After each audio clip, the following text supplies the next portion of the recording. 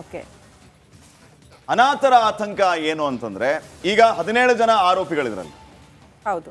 ಈ ಕೊಲೆಯ ವಿಚಾರದಲ್ಲಿ ಕೆಲವು ಆರೋಪಿಗಳನ್ನ ಪರಪ್ಪನ ಅಗ್ರಹಾರದಲ್ಲಿ ಇಟ್ಟಿದ್ರೆ ಇನ್ನು ಕೆಲವು ಅಂದ್ರೆ ಅದರಲ್ಲಿ 4 ಜನ ಕಾರ್ತಿಕ್, ಕೇಶವ್ ಇತ್ಯಾದಿ ಅವರು 4 ಜನರನ್ನ ತುಮಕೂರಿನ ಜೈಲಲ್ಲಿ ಇಟ್ಟಿದ್ದಾರೆ. ಕಾರಣ ಇಷ್ಟೇ, ಇವರೆಲ್ಲರನ್ನು ಒಂದೇ ಕಡೆ ಇಟ್ಟುಬಿಟ್ರೆ ಮುಂದೆ ಇವರು ಜಗಳಾಡ್ಕೊಳ್ತಾರೆ. ಕಾರಣ ಸುಪಾರಿ ಕೊಟ್ಟು ಹೊಡೆಸಿದ್ದಕ್ಕೆ ಇವರೇ ಕಾರಣ ಅಂತ ಹೇಳಿದ್ದು ಅಲ್ಲಿ ಮತ್ತೆ ಜಗಳಕ್ಕೆ ಕಾರಣ ಆಗಬಹುದು ಅನ್ನುವಂತ ವಿಚಾರವನ್ನ ಇಟ್ಕೊಂಡು ನ್ಯಾಯಾಲಯ ಈ 4ರನ್ನು ಪ್ರತ್ಯೇಕವಾಗಿರಿಸೋದಕ್ಕೆ ಹೇಳಿತ್ತು. ಆ ಪ್ರಕಾರ ತುಮಕೂರು ಜೈಲಲ್ಲಿ ಅವರಿದ್ದಾರೆ.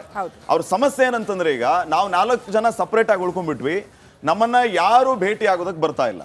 ದರ್ಶನ್ ಪರ ವಕೀಲರು ಭೇಟಿ ಆಗೋದಕ್ಕೆ ಬರ್ತಾ ಇಲ್ಲ, ನಮ್ಮನ್ನು ಯಾರು ಕೂಡ ನೋಡ್ತಾನೂ ಇಲ್ಲ. ಯಾಕೆ ಇಷ್ಟರ ಮಟ್ಟಿಗೆ ಖಂಡಿತವಾಗಿಯೂ ಇಷ್ಟೊಂದು ನಿರ್ಲಕ್ಷ್ಯ ಯಾಕೆ ನಮ್ಮ ಬಗ್ಗೆ?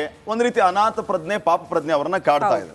ಹಾಗಿದ್ರೆ ಯಾಕೆ ಈ ರೀತಿಯ ಅನಾಥ ಪ್ರಜ್ಞೆ, ಯಾಕೆ ಇವರನ್ನ ಭೇಟಿ ಆಗುವಂತಹ ಕೆಲಸ ಆಗ್ತಾ ಇಲ್ಲ ಅನ್ನೋದ್ರ ಬಗ್ಗೆ ಒಂದು ವರದಿ ಇದೆ, ನೋಡೋಣ.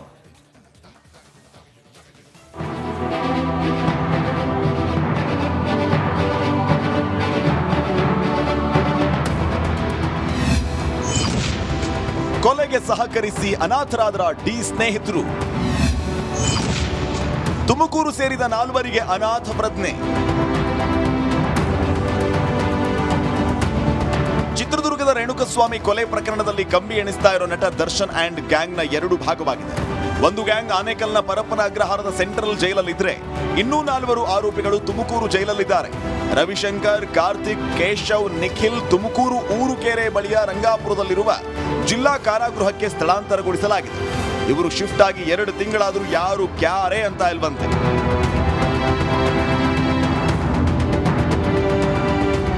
ಭದ್ರತೆಯ ದೃಷ್ಟಿಯಿಂದ 4 ಆರೋಪಿಗಳನ್ನ ಪ್ರತ್ಯೇಕವಾಗಿಡೋದಕ್ಕೆ ಕೋರ್ಟ್ ಆದೇಶಿಸಿತು. ಕೊಲೆ ನಡೆದ ಬಳಿಕ ಮೊದಲು ಪೊಲೀಸರ ಮುಂದೆ ಕಾರ್ತಿಕ್, ಕೇಶವ್ ಮತ್ತು ನಿಖಿಲ್ ಶರಣಾಗಿದ್ರು. ಈ 3 ಕೊಲೆ ಬಗ್ಗೆ ಸಂಪೂರ್ಣವಾಗಿ ಪೊಲೀಸರ ಮುಂದೆ ಬಾಯಿ ಬಿಟ್ಟಿದ್ರು. ಇದರಿಂದ ದರ್ಶನ್ ಮತ್ತು ಗ್ಯಾಂಗ್ ಬಂಧನಕ್ಕೊಳಗಾಗಿತ್ತು. ಇವರು ಒಂದೇ ಜೈಲಲ್ಲಿದ್ರೆ ಅವರವರೇ ಹೊಡೆದಾಡಿಕೊಳ್ಳುವ ಸಾಧ್ಯತೆಗಳಿರುತ್ತೆ.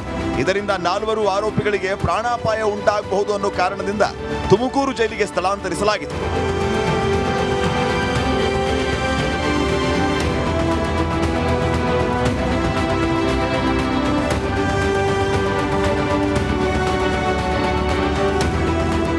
ದರ್ಶನ್, ಪವಿತ್ರ ಗೌಡ ಗ್ಯಾಂಗ್ ಸಿಕ್ಕಿ ಬೀಳೋದಕ್ಕೆ ಕಾರಣ ಆದವರು ಇದೇ 4. ಹೀಗಾಗಿ ಬಾಸ್ ಅಂತ ಕೊಲೆಗೆ ಸಹಕರಿಸಿ ಈ 4 ಆರೋಪಿಗಳು ಅನಾಥರಾಗಿದ್ದಾರೆ. ಕೊಲೆ ಕೇಸ್ನಿಂದ ಹೊರತರುವ ಮಾತು ಕೊಟ್ಟಿದ್ದ ದರ್ಶನ್ ಈ 4 ಜೈಲು ಸೇರಿದ ಬಳಿಕ Darshan ಸ್ನೇಹಿತರಾಗ್ಲಿ ವಕೀಲರಾಗ್ಲಿ ಭೇಟಿಯಾಗಿಲ್ವಂತೆ.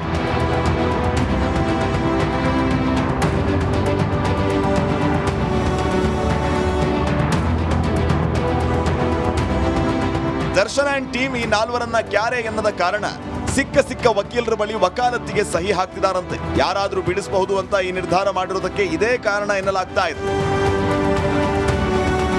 Nagaraj, crime bureau, republic Kannada.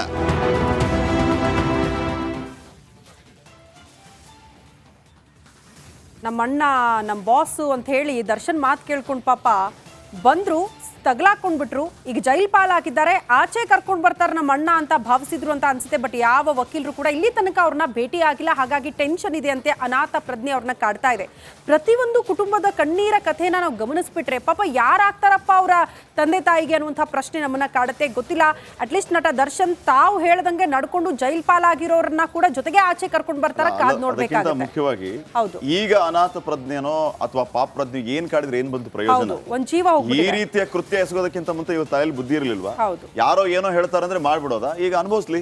Correct, ಅನುಭವಿಸ್ತಿದ್ದಾರೆ ಕೂಡ. ಇನ್ನಾದ್ರ ಜೊತೆಗೆ ಪೊಲೀಸರು ನೋಡಿ, ರೇಣುಕಾಸ್ವಾಮಿ ಕೊಲೆ ಪ್ರಕರಣಕ್ಕೆ ಸಂಬಂಧಪಟ್ಟಂತೆ ಈಗ ಆಲ್ರೆಡಿ ಸಾಕ್ಷ್ಯಾಧಾರಗಳನ್ನ ಕಲೆ ಹಾಕಿದ್ರು, ಆ ಶೆಡ್ ಬಗ್ಗೆ ಮಾಹಿತಿ ಪಡೆದುಕೊಂಡಿದ್ರು, ಅಲ್ಲಿ CCTV ಫುಟೇಜ್ ಅನ್ನ ಎಲ್ಲ ರಿಕವರ್ ಮಾಡ್ಕೊಂಡಿದ್ರು. ಆದ್ರೆ ಈಗ ಮತ್ತೊಮ್ಮೆ ಆ ಶೆಡ್ ನ ನಕ್ಷೆಯನ್ನ ತರಿಸ್ಕೊಂಡಿದ್ದಾರಂತೆ. ಯಾಕೆ ಗೊತ್ತಾ? ಆ ಶೆಡ್ ಯಾವುದಕ್ಕಾಗಿ ಬಳಕೆ ಆಗ್ತಾ ಇತ್ತು ಅನ್ನುವಂಥ ಪ್ರಶ್ನೆಗೆ ಫೈನಾನ್ಸ್ ನಿಂದ ಸೀಸ್ ಆಗಿರುವ ವೆಹಿಕಲ್ ಅನ್ನ ನಿಲ್ಲಿಸ್ತಾ ಇದ್ರು. ಬಟ್ ಡಿ ಗ್ಯಾಂಗ್ಗೆ ಆ ಶೆಡ್ಗೆ ಇರುವಂತಹ ನಂಟೇನು? ಶೆಡ್ ನಕ್ಷೆ ಅಂತಂದ್ರೆ ಸೀನ್ ನ ರೀಕ್ರಿಯೇಟ್ ಮಾಡ್ತಾರೆ. ಚಿತ್ರದುರ್ಗದಿಂದ ಈ ರೇಣುಕಸ್ವಾಮಿಯನ್ನ ಕಿಡ್ನಾಪ್ ಮಾಡ್ಕೊಂಡು ಬರುವಂತ ಪ್ಲಾನ್ ಅನ್ನ ಇವ್ರು ಏನ್ ಮಾಡ್ಕೊಂಡ್ರು, ಆ ಚಿತ್ರದುರ್ಗದಿಂದ ಈ ಪಟ್ಟಣಗೆರೆ ಶೆಡ್ ಯಾವ ದಿಕ್ಕಿನಲ್ಲಿದೆ, ಈ ಶೆಡ್ ಯಾವ ಕಾರಣಕ್ಕಾಗಿ ಉಪಯೋಗ ಆಗ್ತಾ ಇತ್ತು, ಅಲ್ಲಿಂದ ಈ ಆರೋಪಿಗಳು ಎಲ್ಲೆಲ್ಲಿ ಮೂವ್ ಆದ್ರು, ಅದನ್ನ ಬಾಡಿನ ಎಲ್ಲಿ ಕಳಿಸಿದ್ರು, ಹೀಗೆ ಒಂದು ರೂಟ್ ಮ್ಯಾಪ್ ತರ ನಕ್ಷೆಯನ್ನ ಮಾಡ್ಕೊಂಡಿರ್ತಾರೆ. ಅದು ಸೀನ್ ರೀಕ್ರಿಯೇಟ್ ಗೆ ಮತ್ತು ಇನ್ವೆಸ್ಟಿಗೇಷನ್ ಗೆ ಅನುಕೂಲ ಆಗುತ್ತೆ ಅಂತ. ಸೊ ಈ ರೀತಿಯ ನಕ್ಷೆಯನ್ನ ತಯಾರು ಮಾಡ್ಕೊಂಡಿದ್ದಾರೆ. ಇದರಿಂದ ಆಗುವಂತಹ ಪ್ರಯೋಜನ ಮತ್ತು ತನಿಖೆಗೆ ಎಷ್ಟರ ಮಟ್ಟಿಗೆ ಸಹಕಾರಿಯಾಗುತ್ತೆ, ಈ ನಕ್ಷೆಯ ಮಹತ್ವ ಏನು, ಯಾತಕ್ಕಾಗಿ ಇದು ನೋಡೋಣ ಈ ವರದಿಯಲ್ಲಿ.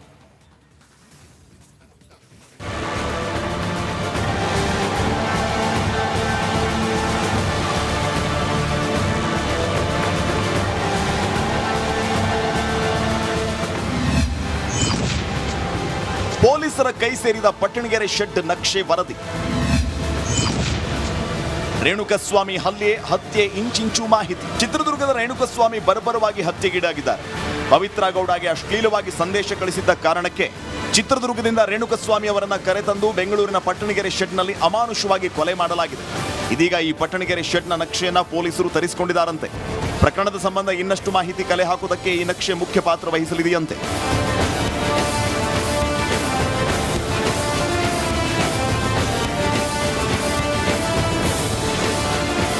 ಹೌದು, ಚಿತ್ರದುರ್ಗದಿಂದ ರೇಣುಕಸ್ವಾಮಿಯನ್ನ ಕರೆತಂದ ದರ್ಶನ್ ಗ್ಯಾಂಗ್ ನೇರವಾಗಿ ಕರೆತಂದಿದ್ದು ಇದೇ ಪಟ್ಟಣಗೆರೆ ಶೆಡ್ಗೆ.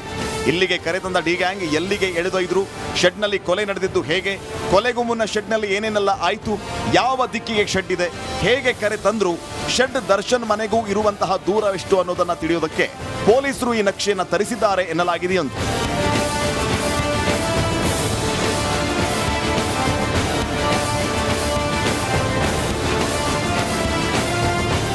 ಪೊಲೀಸರು ದಾಖಲಿಸಿರುವ ಹೇಳಿಕೆ, ಸಿಸಿಟಿವಿ, ದೊರೆತ ಆಯುಧಗಳು, ಶೆಡ್ ಬಗ್ಗೆ ಆರೋಪಿಗಳ ಕೊಟ್ಟು ಮಾಹಿತಿಯನ್ನ ತುಲನೆ ಮಾಡುವುದಕ್ಕೆ ಪೊಲೀಸರು ನಕ್ಷೆಯನ್ನ ತರಿಸಿದ್ದಾರೆ ಎನ್ನಲಾಗಿದೆ.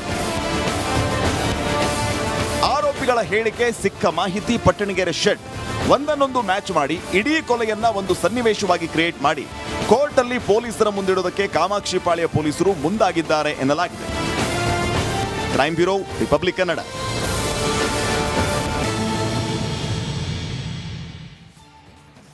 ವಿರಾಮದ ನಂತರ ಮತ್ತೆ ಸ್ವಾಗತ.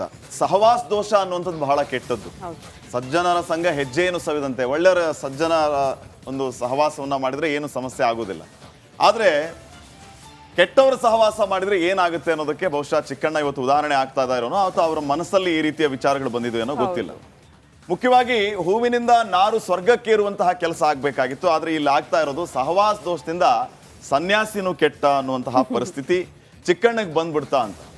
ಚಿಕ್ಕಣ್ಣ ಅವ್ರ ಪಾಡಿಗೆ ಅವರಿದ್ರು, ಒಳ್ಳೊಳ್ಳೆ ಅವಕಾಶಗಳು ಸಿಗ್ತಾ ಇತ್ತು, ಮನೆಯಿಂದ ಶೂಟಿಂಗ್ ಹೋಗ್ತಾ ಇದ್ರು, ಜಮ್ ಅಂತ ಸಿನಿಮಾ ಮಾಡ್ಕೊಂಡು ಓಡಾಡ್ತಾ ಇದ್ರು. ಆದ್ರೆ ಇವ್ರ ಜೊತೆ ಸೇರಿಕೊಂಡು ಮಾಡಿಕೊಂಡ ಒಂದ್ ಎಡವಟ್ಟೆ ಇವತ್ತು ಇಷ್ಟೆಲ್ಲ ಸಮಸ್ಯೆ ಕಾರಣ ಆಗಿದೆ. ಚಿಕ್ಕಣ್ಣ ಈಗ ಬಹುಶಃ ಅನ್ಕೋತಾ ಇದ್ದಾರೆ, ನಾನು ಈ ಕೆಲಸ ಮಾಡಬಾರ್ದಾಗಿತ್ತೋ ಏನೋ, ಅವತ್ತು ಪಾರ್ಟಿಗೆ ಹೋಗ್ಬಾರ್ದಾಗಿತ್ತೋ ಏನೋ, ನಾನು ಯಾಕೆ ಈ ರೀತಿ ಕೆಲಸ ಮಾಡಿದೆ ಅಲ್ಲ. ಅದೆಲ್ಲ ಆಯ್ತು, ಮತ್ತೆ ವಾಪಸ್ ಜೈಲಿಗೆ ಹೋಗಿದ್ದಾರೆ ಅವ್ರನ್ನ ಭೇಟಿ ಆಗಕ್ಕೆ.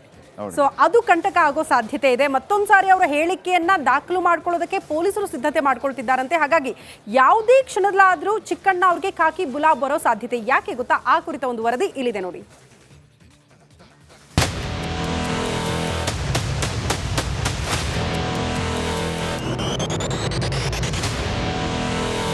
ಚಿಕ್ಕಣ್ಣ ಸ್ಯಾಂಡಲ್ವುಡ್ನ ಫೇಮಸ್